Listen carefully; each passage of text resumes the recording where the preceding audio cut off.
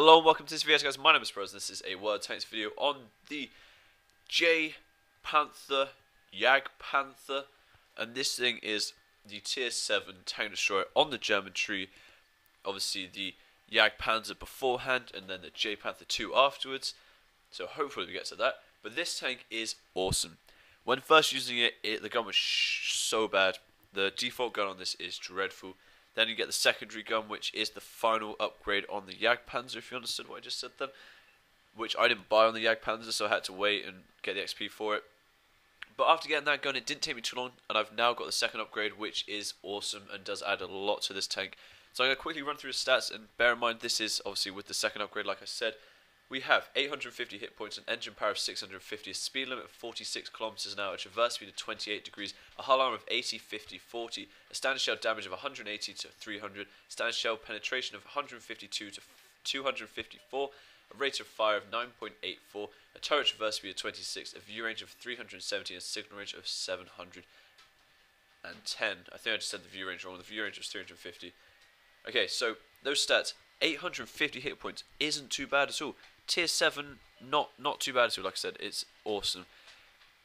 You're not like with all these tank destroyers, you want to be hidden. You want to be stealthy. You don't want to be seen, and you just want to be in the shadows, like as a sniper, basically ghillie in the mist, just dealing out constant damage. And the damage there you saw, you heard even 180 to 300.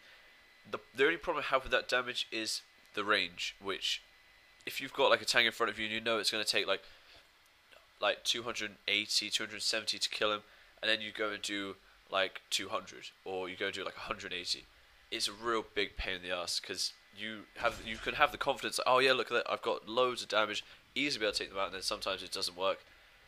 But this tank, I haven't even got the final upgrade on it, and the final upgrade adds a new gun, new engine, new track, so it'll become even more agile.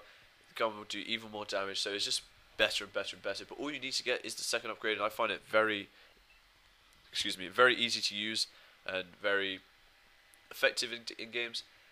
Like I said, so hit points are good, engine power 650, it's got a decent speed limit. The armor isn't great, but it is sloped like a lot of the German tanks, so that is a plus. Signal range 710 is really good, but that's probably about the stats. Like a lot of the other tanks similar to this, the JPanther, the Stug, the JPanther, the Stug, you need to be hidden. You need to stay completely hidden. Let your light tanks, your medium tanks go detect them. Obviously, a lot of people are using light tanks and medium tanks because they're a lot higher now. You get a lot higher rated in levels. So you want to leave those guys, just go scout them all out. You sit back, just do constant damage, wrecking them. The gun on this is, I find really accurate. Sometimes it does dip though. I don't know if that's just me using it a bit funny, or like I flick the stick at the end maybe, I don't know. But I found quite a lot of times it arcs and just dips right at the end, so I'm like going to hit them right in the middle and it goes to their tracks and I get a critical hit, and sometimes you don't really want that, you just want to be dealing out loads of damage. So it is a very effective tank, and the gun, that's the only thing I'd say about it, it does dip a little bit. But fast, bouncy shots.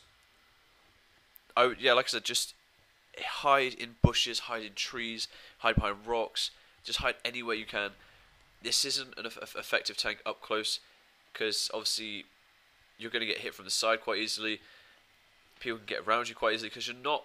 The traverse speed isn't great. 26. It's not like rapid like the Stug was, or the tier 5 other tank destroyer in the German tree. I can't quite remember the name at the moment, but it's not amazingly agile. Not at the moment anyway. Obviously, I think the final upgrades do add a lot to it, but you just want to, like I said, stay quite hidden.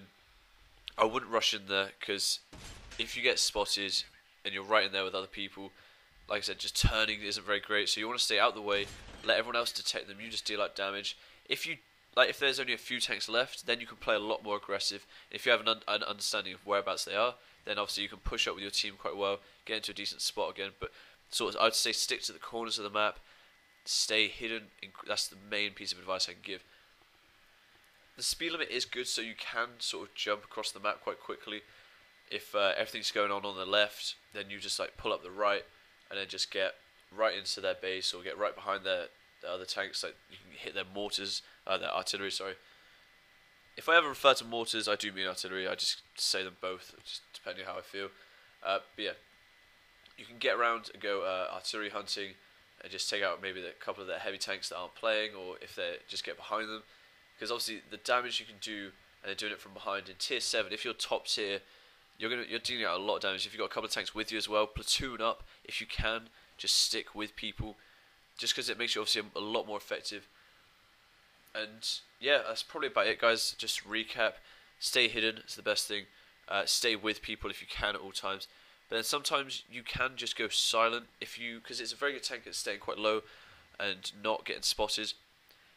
You can, if you're good enough and if you've used it for a long time, I'd say you can sort of go on your own, go solo, just creep around, take out their artillery, and then start hitting everything else from behind, coming in from the side. Because you've got a bit of pace, you can move across the map quite easily. If like your team's under fire by like 1 or 2 tanks, they can't get the angle on him, then obviously yeah, just a very good supporting tank at the end of a game. Because if you go like across the map to go get someone, you don't want someone coming and hitting you from the side. So just be aware of where their team are.